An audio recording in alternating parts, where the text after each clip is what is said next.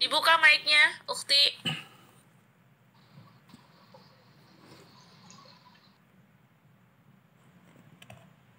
Ukti Maria.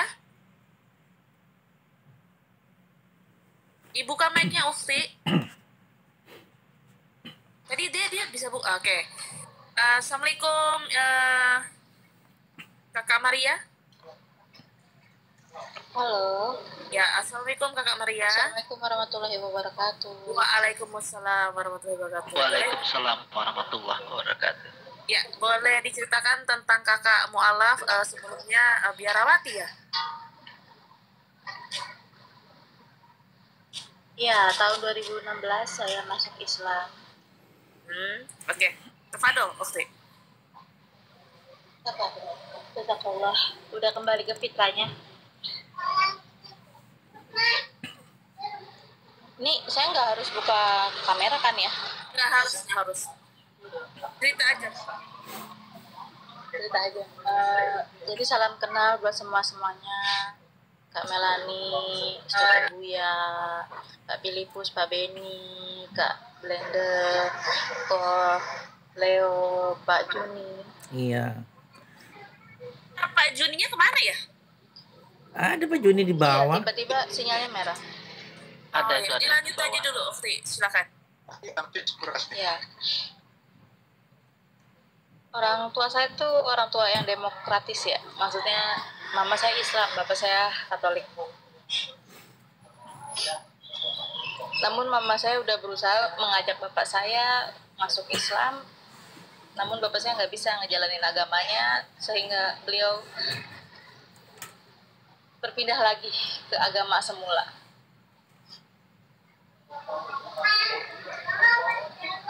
Halo, bisa mendengar? Jelas ke sini, jelas ke sini. Ceritanya dilanjut, Kak. Ya. Jadi saya tuh mualaf itu mungkin gara-gara mayoritas teman-teman saya tuh 70% tuh Islam semua dibandingkan Kristen.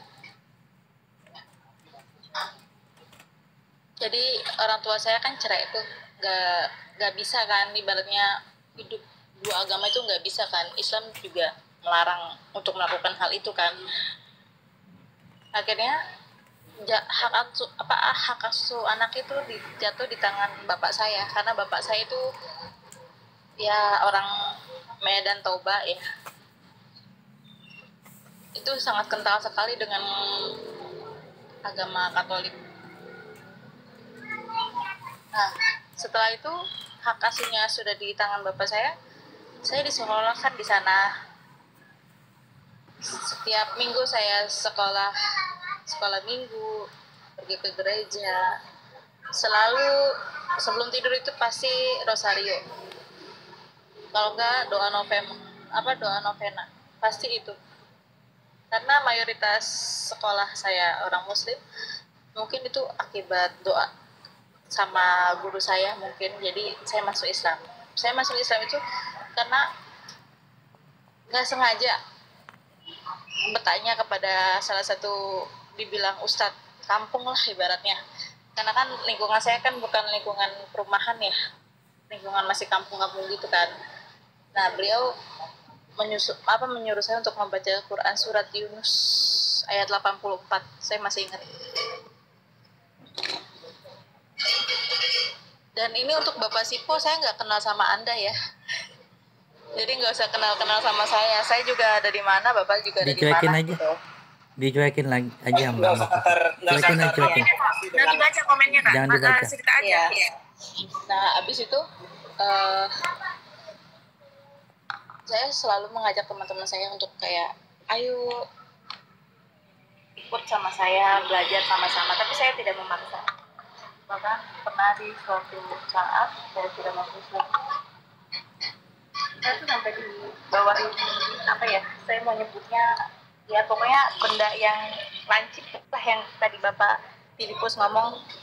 Itu saya sampai dikejar-kejar oleh salah satu saudara dari teman saya karena tidak terima kalau adiknya itu belajar agama Islam dengan saya. Padahal itu bukan kemauan saya, kemauan adiknya sendiri.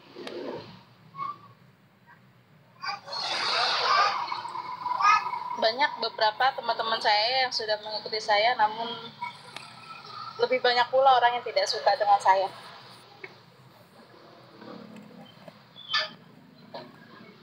Ya, Masya Allahnya tuh tadi saya mendengar Koh Leo berbicara kalau ibundanya sebelum akhir ayatnya dipanggil sama Allah sudah menuturkan kalimat dua syahadat, bapak saya belum. Makanya ketika Koh Leo itu ngomongin tentang orang tua, jujur saya sedih banget karena saya teringat bapak saya sebelum akhir ayat itu pernah bilang, jika agamamu benar, aduh saya nggak bisa lanjut deh kalau misalnya bicara tentang ayah saya. Apa sambil sambil ini aja nggak apa-apa. Terus tanda-tandanya kakak dulu bisa dapat hidayah, apa tanda-tandanya dari Allah? Ya itu karena nggak sengaja berteman sama satu orang muslim, itu kan sering banget saya ngikut dia ngaji kayak di kampung-kampung gitu, di musola-musola kecil. Nah, saya ngikut aja gitu, biarpun umur saya waktu itu udah 17 tahun, saya ngikut aja ngaji. Terus teman saya bilang ke ustadz itu, ini teman saya agamanya bukan Islam loh. Nah, mereka tuh ngebahas tentang Quran surat Yunus kalau nggak salah. Nah, jadi di situ saya masih terkenang sama surat itu. Quran surat Yunus ayat 84. Gara-gara itu sih yang jadi Isinya apa tuh, Mbak? kenapa saya bisa masuk Islam itu. Isinya apa itu? Setelah masuk Islam, Yunus saya nggak bawa Al-Quran. 84. 84. Saya nggak bawa Al-Quran. Saya kan dalam keadaan bekerja ini di salah satu kayak kedai makanan gitu di daerah Depok. Iya, nggak apa-apa. Lanjut. Iya. Jadi setelah saya masuk Islam itu saudara dari ayah saya itu kayak bibinya, kakaknya, adiknya itu nggak terima kalau salah satu ponakannya gitu masuk Islam. Bahkan saya pun udah disekolahkan di sekolah biarawati. Di mana itu? Makanya beberapa ada di daerah Depok. Hampir mau ke Jakarta nggak bisa disebutin namanya, nama sekolahnya. Bahkan beberapa pastor yang dari sekolah itu pun tahu kalau itu si Maria sekarang udah pakai hijab.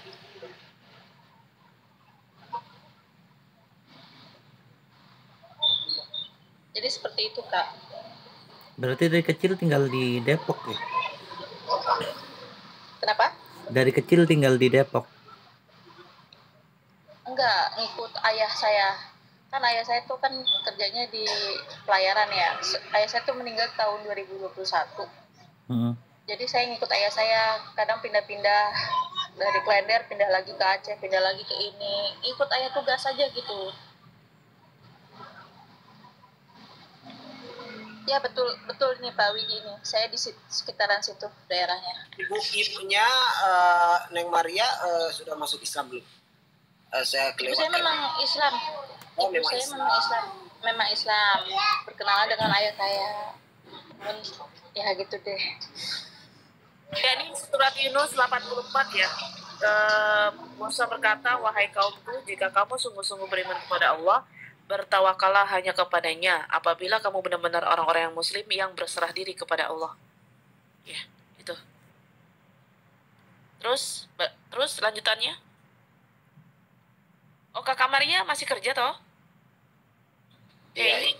Ini mohon maaf ya, tadi saya mental-mental terus soalnya HP jadul, HP tua, sudah hampir 6 tahun ini saya pakai debat, pakai diskusi lintas agama. Mulai dari Facebook sampai ke TikTok ya. Mulai dari zaman ketik-ketik Facebook, grup-grup Facebook, ke Zoom, ke StreamYard, sekarang larinya ke TikTok. YouTube dan TikTok. Okay.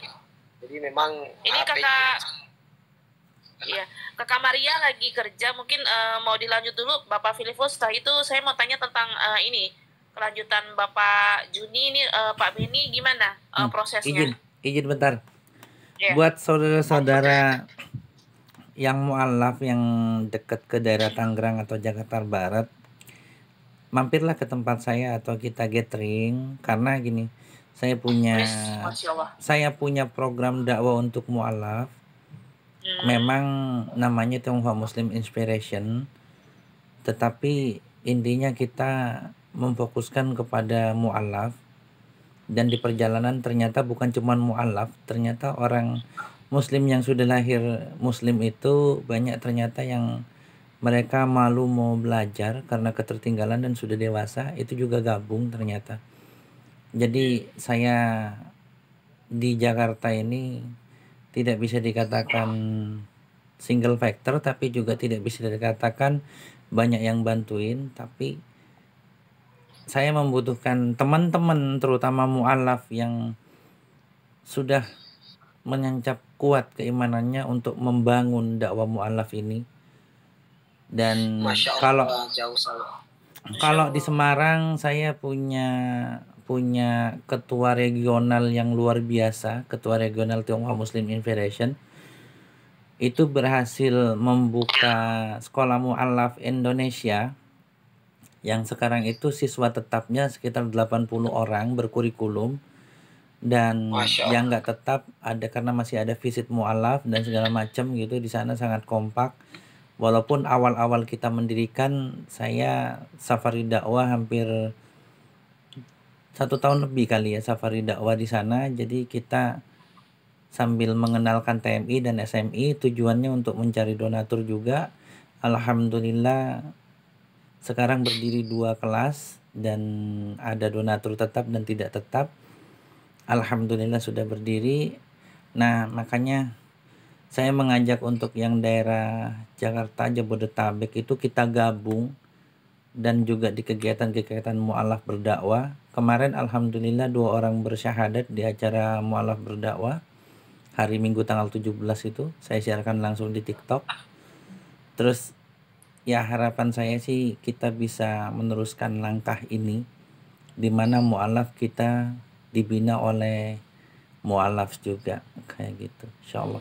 Kalau kenapa harus sayangnya saya di Sulawesi, Gak apa-apa. kalau saya di sana bisa gabung kita. Gak apa-apa, siapa tahu satu saat saya ke Juni di mana Sulawesi. Bapak Juni? Mohon maaf jika saya pengen tahu, boleh tahu Bapak Juni, monitor? Di Aceh, Pak Juni di Aceh. Oh, Pak Juni di Aceh. Oke. Kalau Terus Beni di mana? gimana perkembangannya Pak Juni, Pak Beni? Pak Juni? Iya, nanti kan udah ada foto KTP-nya tadi sudah diserahkan kan sama Abuya, tapi nanti saya minta nanti dari Abuya, kalau nggak dari Pak Angon nanti. Oke. Baik, terima kasih Pak Beni. Oke. Koko Muhammad silakan. Iya, jadi gini.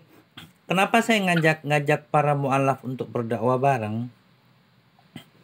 Ternyata dakwah di dunia mualaf itu gampang-gampang susah, dan saya rasa tidak ada yang lebih memahami tentang kesiapan mental dan kejiwaan mualaf selain orang yang masuk Islam secara mualaf.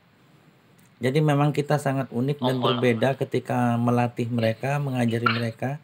Tidak bisa kita menyamaratakan dengan orang-orang yang sudah muslim dari lahir. Sebab mereka unik dan mereka spesial, dan kita memerlukan kesabaran yang luar biasa dalam mendidik mereka gitu. Makanya saya kenapa ngajak para mualaf yang sudah jadi mukallaf, yuk gabung yuk. Siapa lagi yang mau lebih peduli terhadap mualaf kan gitu. Dan gelombang mualaf nih makin lama makin besar. Jadi kita ini bahkan di Semarang itu tidak mampu membuka kelas lagi karena keterbatasan biaya gitu. Jadi cukup di 2 dulu. Sedangkan di Jakarta nih rencananya saya selain mualaf berdakwah, kita akan buka rumah tahfiz insyaallah. Modal utamanya itu anak-anak saya itu sudah ditahfiz dan 1 sudah hafizoh. Alhamdulillah. Insyaallah. Ayo gabung yuk semuanya. Sekolah mualaf yang di Semarang itu di Kecamatan Gayamasari ya? Ya, di daerah Gayamsari. Dari sana. Kenal ya Koriko ya? Enggak sih, pernah dengar aja. Dulu di Gayamsari, sekarang di Lamper. di Lamper. Di Lamper di Pandian sana. Lamper. Ya, itu Pandian Korikos Lamper. itu. Heeh. Nah, sekarang saya jadikan divisi khusus divisi Sekolah Mu'alaf Indonesia. Karena mereka berkurikulum, jadi sekalian saya jadikan divisi khusus. Kalau nggak berkurikulum sih enggak sih. Karena berkurikulum dan tidak sembarangan bisa buka sekolah mu'alaf kalau misalnya tidak sesuai apa yang dibutuhkan gitu. Makanya saya jadikan divisi khusus. Divisi Sekolah Mu'alaf Indonesia. Subhanallah, ya. Mohon maaf saya izin